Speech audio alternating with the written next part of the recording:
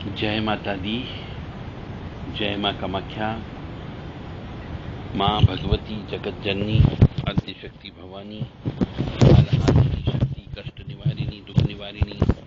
महिषासुरमर्दिनी, चंडमुंड नाशिनी, सिंहवाहिनी, क्लेश नाशिनी, पाप नाशिनी, दुरितापहारिणी, शत्रु संग विदारिणी, आप सबको सुखी रखे, स्वस्थ रखे, प्रसन्न रखे। साधना में सिद्धि क्यों नहीं मिलती है, उसका एक कारण और है कि किसी भी विधान उपासना में सफल होने के लिए योग्यता प्राप्त करना।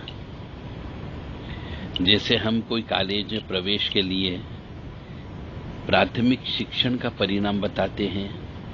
या कोई कॉम्पिटिटिव एग्जाम देते हैं या फिर किसी पुराने स्कूल से हम लिविंग सर्टिफिकेट बगैर हम नए में एडमिशन नहीं ले सकते। बिल्कुल ऐसे ही देवी कृपा प्राप्त करने के लिए साधना में पहले जिस कुल गोत्र में जन्म हुआ, जो शरीर प्राप्त हुआ है, उस देह में स्थित गोत्र देवता रूपी शक्ति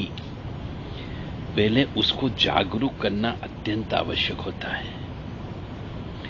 तो आध्यात्म में आगे प्रवेश मिलता है, अन्यथा प्रवेश नहीं मिलता है। आपने किसी भी पेपर में पढ़ के, किसी किताब में पढ़ करके आपने कोई मंत्र ले लिया और उस मंत्र की आपने पूजन अर्चन मंत्र से आपने जप करना प्रारंभ कर लिया। 1 लाख जप कर लिए, 10 लाख जप कर लिए, करोड़ जप कर लिए, ऐसे भी मिले हैं, परंतु उन्हें सुरूर भी पैदा नहीं होता है। तो पहले नीचे की क्लास तो पास की जाए, तब तो आप अगली क्लास में प्रवेश कर सकते हो। तो साधना करने के लिए हम जिस कुल में उत्पन्न हुए हैं, जिस गोत्र में उत्पन्न हुए हैं, उस गोत्र के जो देवता हैं या ऋषि मुनि हैं, या जो उनके ऋषि मुनि के भी इष्ट धात्री कोई देवी हो, तो पहले हमें उन ऋषि मुनियों को, उन देवताओं को,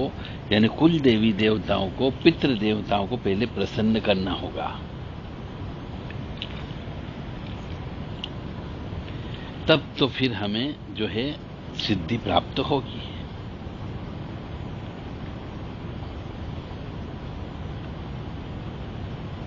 और यह चीज जो है किसी सद्गुरु के द्वारा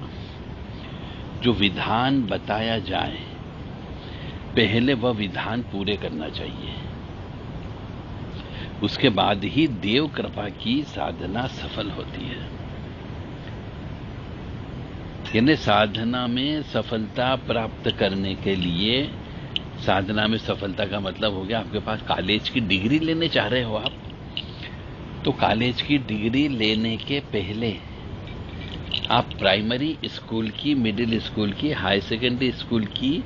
डिग्री तो ले लो पहले, वहां से तो पास कर लो। तो साधना करने के लिए, साधना में सिद्धि प्राप्त करने के लिए आपको अपने जिस कुल में उत्पन्न हुए हैं, उस कुल में यदि कोई श्रापित है, कोई श्राप है, कुल को भी श्राप है, तो उस श्राप का भी शाप विमोचन करना पड़ता है, तब जाकर के आपको सिद्धियां प्राप्त होती है। और उस कुल के देवी देवता, पितृ देवता यदि कोई हैं, तो उन सब को भी पूजन अर्चन करके प्रसन्न करना पड़ता है, तब जाकर के आपको साधना में सिद्धियां प्राप्त होती हैं। अन्यथा आप चाहे जितने जप कर लो, चाहे जितने हवन कर लो, चाहे जितने अनुष्ठान कर लो, कुछ नहीं होना है। इसलिए अपने कुल देवी देवता के स्थान तक आपको अवश्य जाना है। अपने कुल देवी देवता का स्थान जहां पर होता है, वहां पर जाकर के विधि विधान से पूजन अर्चन करना है, उनको प्रसन्न करना है, उनको जो चीज लगती है वो चीज आपको उनको देना है और उनसे परमिशन लेना है, उनकी आज्ञा होगी, तब जाकर के आप साधना के कार्य में प्रवृत्त होंगे, तो आपको निश्चित तौर से सफलता प्राप्त होगी। जय माता दी, जय मां कामाख्या।